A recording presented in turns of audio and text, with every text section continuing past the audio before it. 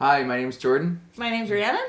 And this is Better Building with Buck, episode 6. Today we're going to be talking about roofs and different roof designs. Yeah, we're just going to kind of go over the styles, sort of benefits, non-benefits to roofs. Just roofs. They're pretty cool. Yeah. It's funny because like when we start to go through the design process, some people are like really thinking about roofs, but not a lot. Do you agree? Totally. Nobody ever thinks about the roofs. And if you even told me in my first year of design school that I would be smitten with roofs, or that I would find roofs to be like the sexiest thing ever, I would call you a liar, because it was just so far off my radar. Radar, when I started my design journey. So yes, even as a professional, it was really off my radar, but clients really don't seem to put a lot of thought into it until you get to that exterior concept, and then they see it and think, whoa, that's not what I want. And you kind of go from there. So, sorry, yeah, you go ahead. No, that's fair. It's interesting to think. I'm not, I guess, often, you've probably had more experience with that where right. they're like, you send them this drawing and you're like, well, this is how this roof kind of like fits on the house. Yeah. But they're like, well, that's not the house I envisioned. Exactly. Yeah. It's interesting. I guess you're right. Yeah, because when you're kind of dealing with the roofs, it's done. It's on the plans. It's through the city. They've approved it, so that's what you're going with.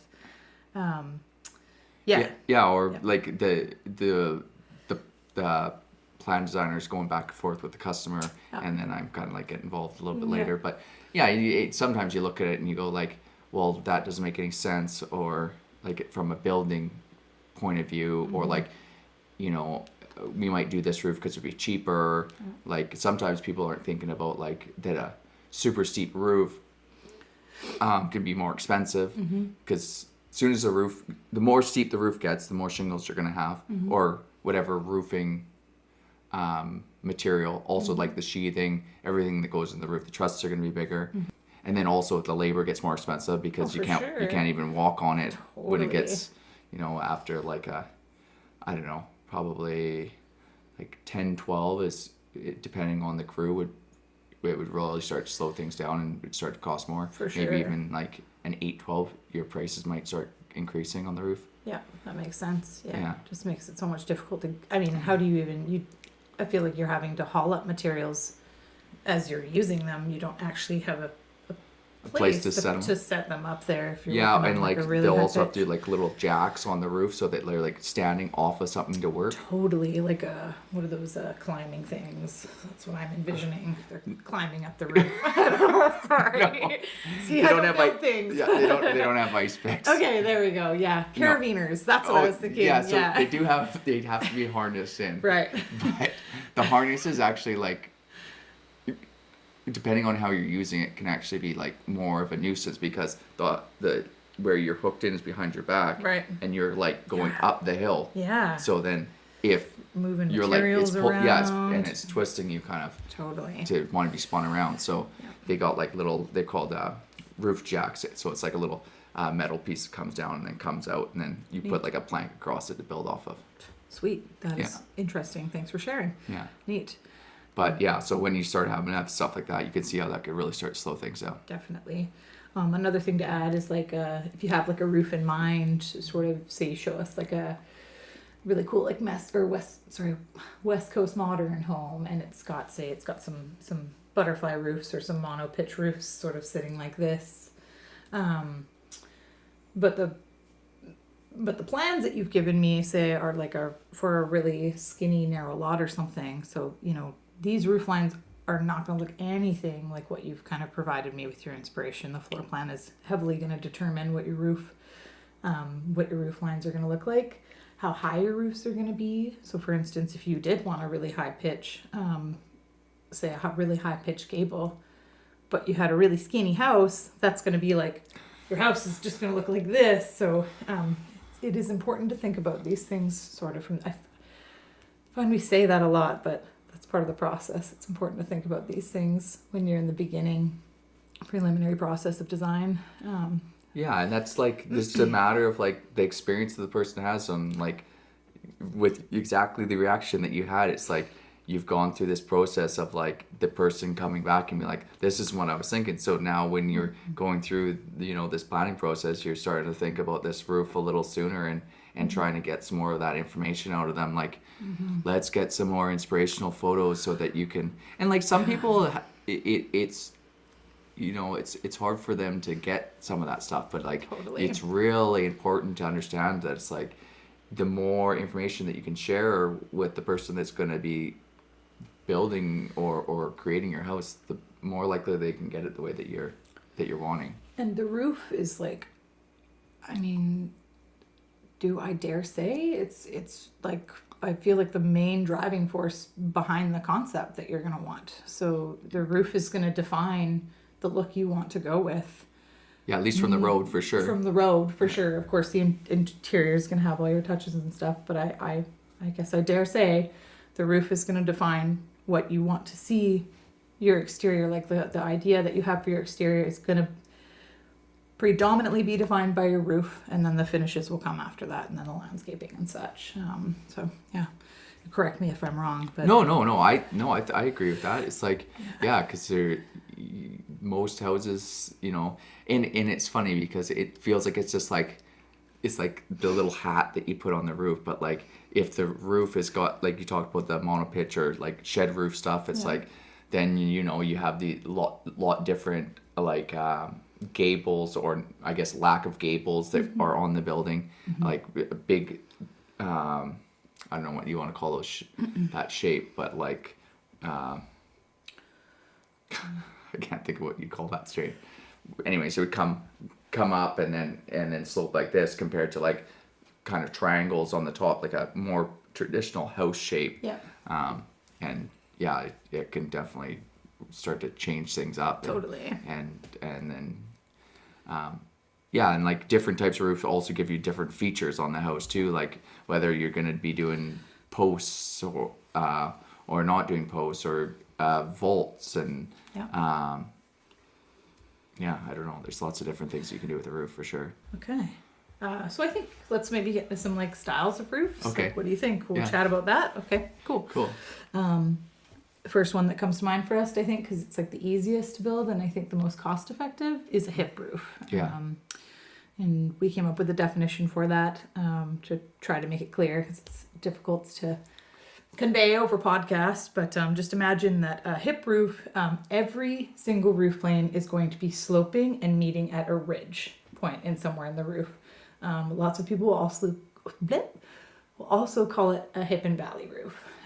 So where, I guess... Yeah, like in any roof, when we talk about the valley is kind of the inside corner, where the hip is the outside corner. It's another way to explain that. And like the more cut up your roof is, or the more jig jogs you have in the roof, the more hips and valleys you're going to have, which that does add costs because you've got more pieces to tie in. But the reason why it's cheaper is because you don't have a gable end to finish, which usually is a more expensive material selection to have to deal with. And then also you lose a little bit of, say, on that gable end wall, if you have any windows or doors, then you start to lose coverage for protecting those from the rain.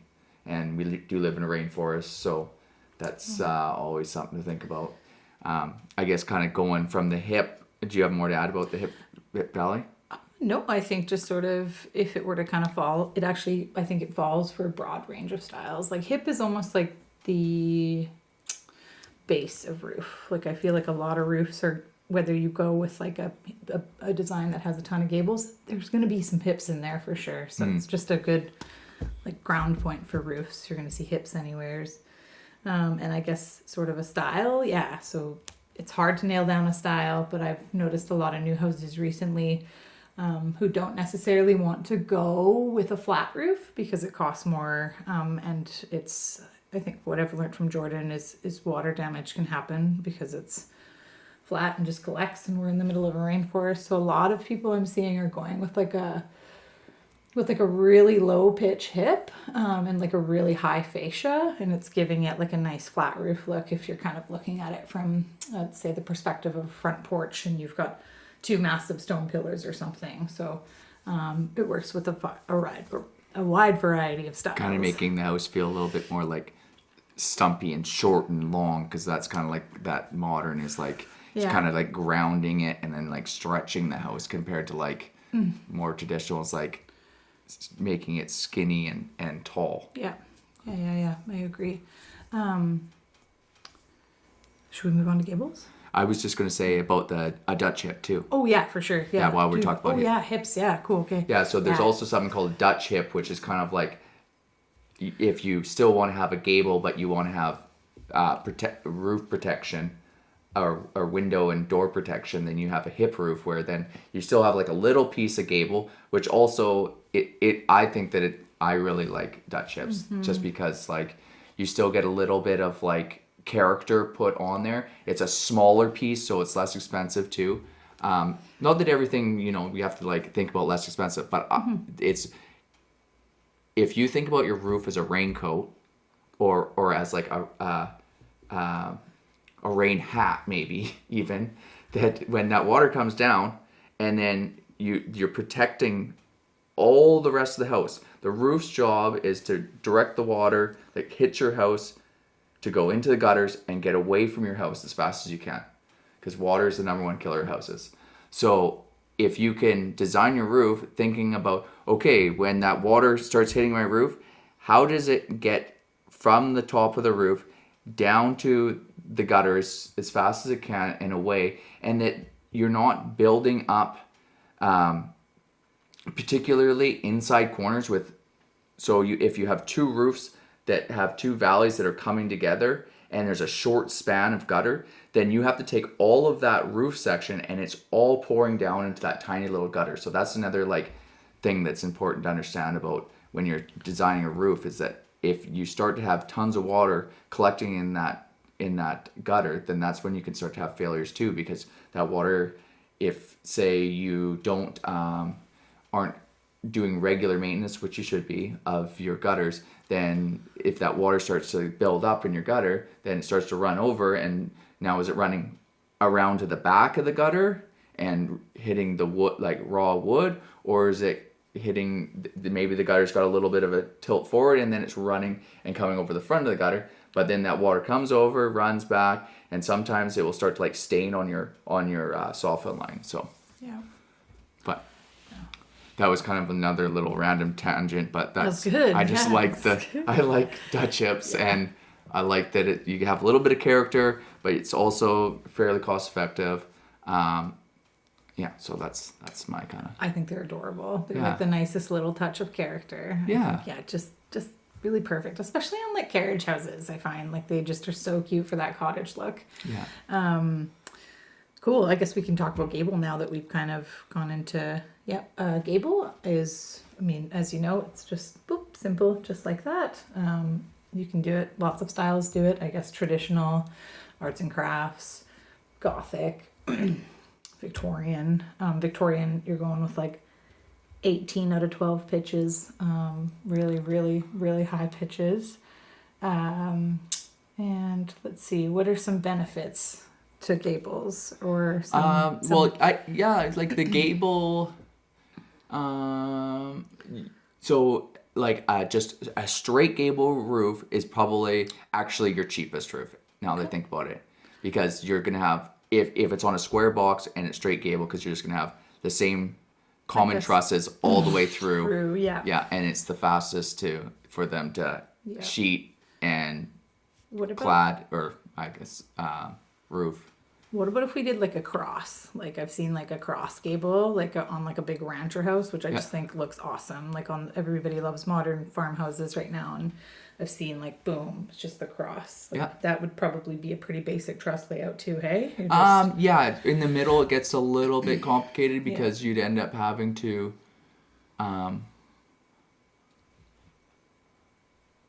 One side would have to have a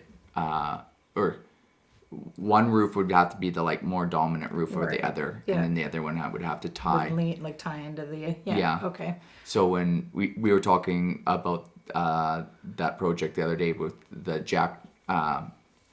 no, not jack rafters, they're called a dormer set, which what a dormer set is when you're framing a roof is like extra trusses that get put on top of the roof to kind of fill in and do like a gable that's kind of maybe is built up off of the front of the, it's not, how to explain that? When you frame the roof, there's going to be a gable that you sheet, and then you're going to put these trusses on top of it to like build another section of roof on top of there.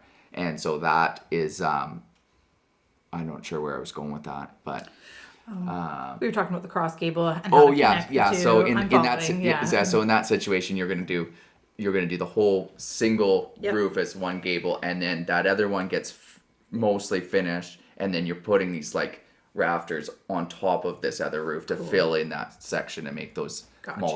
multiple valleys. I got you. Yeah, I'm following. Cool. Let's do, I guess, mono pitch roofs. We can move into. Sorry, Yeah. are you ready Nope. to switch Oh, yeah. from gables Yeah, let's do it. to mono pitch? So you see those on a lot of modern houses. Mono pitches or shed. We call them a shed roof. There's tons of. Was there any other words you can think of? I'm sure it'll all come to mind after the podcast. But mono pitch and shed is kind of the ones that come to mind right now. Yeah. Those I don't have much to add myself. I don't know if you've built much of them. The only thing that I find weird is like sometimes when the one roof butts into the other roof, and then there's a tiny little piece of I know. siding there. Yeah. Like I think if you're gonna do it, it has to be like enough to make it like look like it makes sense. And like have some transom windows or something. Yeah, like something in there. Totally, Yeah. I agree. I think it looks. I think that roof line has been used quite a bit. Like, sort of, I'm imagining like on some of the worst roof like this buildings I've ever seen built. I've seen like it's just been just sort of slapped Slapped on, on. yeah. Yeah, slapped on to a lot of houses over the last 10 years, and I just saw a house that's like a couple of blocks from here, and literally it's a 2 foot wide. So it's a hip roof with this mono pitch on one side, and then on the other side they have a little 2 foot strip of roof so that when you look at it from the road, it looks like a. oh, I almost vomited. I totally, yeah. It was just like, wow. I mean, was it a renovation or was it? No, this was a brand new house. Ooh, I was like, I can understand doing something janky in a renovation, but I mean, not for a new build. And even then, try not to do janky with renovations. But Yeah, sometimes sometimes you just gotta, like, when it comes to renovation, it's tricky sometimes to it's hard get it to all tie to it in, yeah. and you have to match the heights and stuff. That's like another. Yeah, that's actually a good topic we can talk. We should do a podcast on renovations one of these days. So I mean, obviously me and Jordan aren't the biggest fans of those roofs, but I think they're just overused and used improperly. I really like seeing them on like a West Coast transitional higher end home where there is a big budget for a lot of glazing. Like as we said, if you're gonna see a roof like this, it's gonna it's gonna be nice for you to have that wall space filled with windows or some sort of feature as opposed to just siding from the side of the road. Yeah. And also, like, that's a great way to be able to try and get more solar heat gain too. Totally. So when we talk about solar heat gain, that's where you're getting free energy from the sun coming into your house. So that way, if you were, say, your house was north pointing northwest for the directions that it made sense for the road, then you could have a roof line like that, and then pop that up, and then have all these windows on that southern face start shooting that light into your living room or wherever, gaining all that free heat. Totally. And yeah, being able to save some money. I guess we'll move on to flat roofs. Yeah. We're just kind of lowering the pitch as we go. So we'll chat about flat roofs. Again, you'll see that on West Coast transitional modern houses. What else will we see? What else? When you're thinking, you'll see it on houses where you're thinking about having a pool on top of your house. Yeah. I mean, wow. That would be so nice. Hello, engineering. Please help. Well, I was just thinking about the more like you didn't clean out your... Oh, you're joking. Like you're literally saying like they're hoping for a pool from the rainforest weather. I see. Okay. Sorry. No, it was good. It's my dad jokes coming into play there. Can't help myself. It's good. But yeah, it's like, okay, we live in a rainforest. What are you thinking? Yeah. Why do we have flat roofs? Like, it just doesn't make any sense. Get the water off your roof as fast as you can. We live in a rainforest. I'm total anti flat roof, clearly, but I'm not saying that they don't look good. That's fine, but they definitely can look sexy. Yeah. But when you live in a rainforest, let's pick a different roof. So again, I've never built anything, but my experience with flat roofs is that you need to use like a way more expensive gutter system to deal with the water. Is that true? Well, so they usually have like a hidden gutter system. It is more expensive in the fact that there's so sometimes you can do a parapet wall, which a parapet wall would be like a flat roof, and then it comes up, and then there's a little like stub wall there, and then the issue with that is like if there's any sort of, you have to waterproof all this stuff, and like that's a cavity, right? A parapet gives you a cavity in the roof system too, right? Like a pretty deep one. It can, for sure. Okay. Yeah, and sometimes it depends on like what you're trying to achieve with like the we could call it maybe the fascia line, or like the amount of height that you're looking for that projects out. Like, so you're going to have your building coming down, and then it projects out for your overhang, potentially, if you've even gone and maybe you've decided that you really want a disaster and you don't even put an overhang on your house. They call it low profile. Yeah. So when you really want your house to leak, you pick a flat roof, and then you don't put any overhangs to protect your windows. So if that's what you're looking for, that's what you do. You want your house to leak, that's what you do when you live in a rainforest. But anyways, I can't help myself. Not a fan of flat roofs. No. So anyways, but so the parapet is if you have an overhang potentially, and then you want to come up so it looks beefier. Right. It makes your building look taller, I guess. Like more, like a nice chunky, thick roof. Yeah, and like depending on what you're trying to do, you might even like switch up the tire material choice, and then it's like this band of like whatever. What looks like concrete or something. Yeah. Alternatively, you can go with a smaller system of just like a joist, right? You can just do like a roof joist as you would like a floor joist, right? Yep. And that would be still just as problematic when it comes to moisture and leakage. Well, it's so like you have the moisture from the top, but then you also have the moisture from the bottom. So like you're trying, so if you have a really tall flat roof from the like truss side, from like bottom of ceiling to top of truss, where you have the potential ability for lots of air movement in there, then you're doing not bad. But often flat roofs are like, we're trying to jam as much insulation as we can in there, and then there's like a tiny little air gap. So and like if that's not being able to have air move through there to go through its wet dry cycles, then it's gonna rot. Yep, that makes sense. Yeah. Go ahead. No, you go ahead. Yeah, and like the thing is too is like doing exterior insulation is a much safer, in my mind at least, if you're going to do a flat roof assembly. But you're just like adding more costs.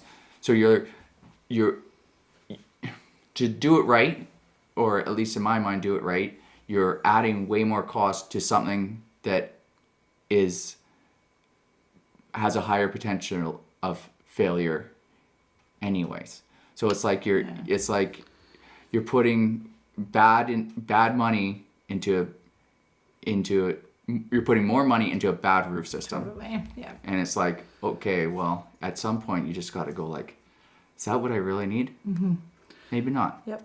Makes sense. Yeah. Totally. And like some flat roofs aren't like like crazy flat. Like we talked about these like mono pitch, right? So I like was gonna say, yeah, we if should you talk can about pitches and torch on versus shingle and like metal, as you were kind of, it was dingling around my brain. Cool. Yeah, if you wanna. Yeah, it's just like a flat roof. You can if it's got a decent amount of pitch in there, like a 112 or something like that, then yeah, that's reasonable. But if it's anything less, even 112 is, I don't know, it's still pushing it for me. So I've heard that, like, in my drafting journeys, that if your pitch is below 2, it's going to be torch on. And then if it's above 2, you can go with shingle or metal. Is that true? Yeah, there's lots of different, like, so there's other products other than torch on that you can do flat roofs. Like, I think there's like EPDM, which is kind of like a, best way to explain it if you were to look at it is like Zodiac boat material. Okay. Oh yeah. Sweet. Yeah. Cool. Okay. And then there's a bunch of, there's a couple other different types of roofing, like for flat roof applications. Which would be, okay, is it more economical to just stay? It's obviously going to be better for drainage to stay with a bit of a pitch. Is it going to be more economical to stay away from these torch on or products alike? Well, yeah, like a shingle roof is substantially cheaper than a torch on roof. Okay. The other thing too is like if it's torch on, for instance, the liability that they have for potentially burning down your house because they got a torch. Yeah, they got a big torch on top of your hot finished wood framed house. Yeah, so they've been doing it for a long time, and like you hope, and most guys have like an experienced crew and stuff like that, and you got to pick the right crew. You're not just getting the guy that said, he shows up at your job site and it's like, hey, I can be here tomorrow to do your roof, and we're gonna get some torches out, and you're like, no, you're not. Don't get those torches anywhere near my house. Yeah. So, but yeah, and then there's metal roofs, like they have value too, like the lifespan that you're gonna get on them, and but they are substantially more expensive. Right. Okay. Yeah. Cool. Yeah, we were going to talk about a couple other types of roofs too, and Rhiannon wanted to kind of talk about this cat slide roof, and well, you were excited about it. I think it's just really cool. Yeah. You see it on like some Tudor homes, and it's pretty common in Oak Bay. But if you ever see like a gable that one of it is it's got like a little bend to it, that's called a cat slide roof, and they do look pretty sweet. They are really cool. Yeah, I think they're like I've seen it on like French country, I've seen it on Tudor homes, and lots in Oak Bay, and I just think it's a really sort of funky design. You don't see it much these days either. I think curved roofs are probably gonna make a comeback soon here. Some guys are doing that, like the barrel roof too.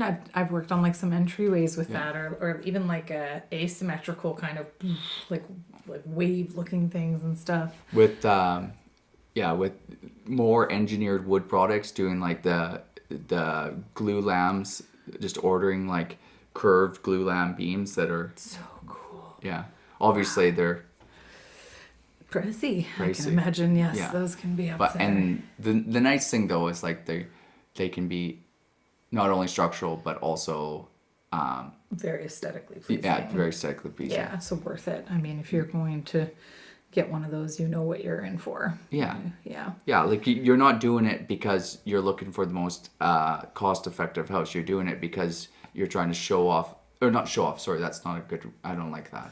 You're trying to share your personality with people that like, because I think that yourself and express yourself. Yeah. It's like you spend a lot of money. Like houses are not cheap, and if you have the money and you can afford to express yourself through your house, it's like it's kind of cool. Totally. Yeah, totally. I agree. Turrets. We're just covering these because I think they're funky and cool. Yeah. Not common though. You don't see them. I've only ever worked on one turret out in Duncan. So turrets you'll see on Gothic or Victorian houses. And Wait, is that your favorite type of house design? Yeah. Yeah. Yeah. Obviously it comes up quite a bit. I obviously don't get a chance to work on those houses though because I guess not a lot of people are designing Gothic or Victorian houses on the island. I've worked on one in Duncan, which we called the gingerbread house. But yeah, turrets are...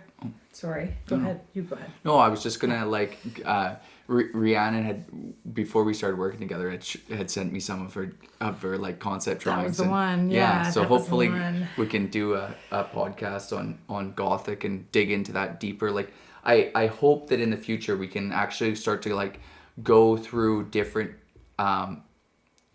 types of houses and like dig in deep about like what actually those details are that make it that house, instead of having like these like really, you see a lot of really hodgepodge put together pieces of houses that don't make sense.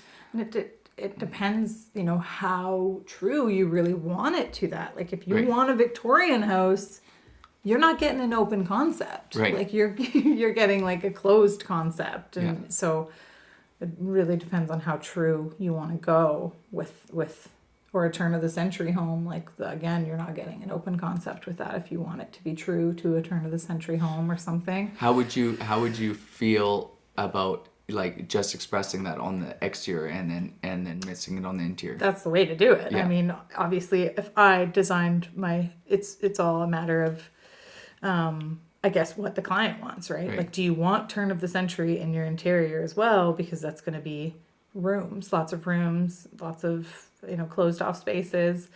But no, I mean, obviously I'm going to advocate for you to have, you know, the Victorian exterior of your dreams and then your completely functional modern interior that you've chosen with an open concept and bathrooms and, you know, all of the children's area within view of the cooking facilities and such.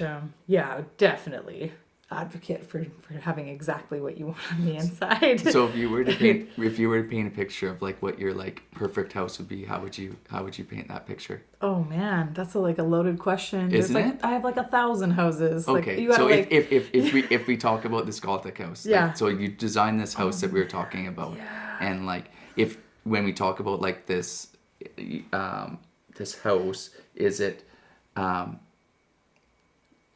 how many stories do you think it would be? Do you think that you would want to make sure that you're pulling that Gothic from the outside to the inside, or do you think it would be like satisfactory that you have like a Gothic exterior with something that like maybe functioned a little bit more modern, like we were talking about in the interior? I think I would do like 50% of like Gothic elements inside. Yeah. Like I'd want to see like the huge curvature and like in like the wrought iron. I'd want dark spaces. Yeah. I want dark stained glass windows that head heights are really high above my kitchen sink with you know, dark green paints and plants falling all over the place. Like, but then I also want, you know, I want a badass ensuite that's you know, I want all the bedrooms to have their own en-suites. Like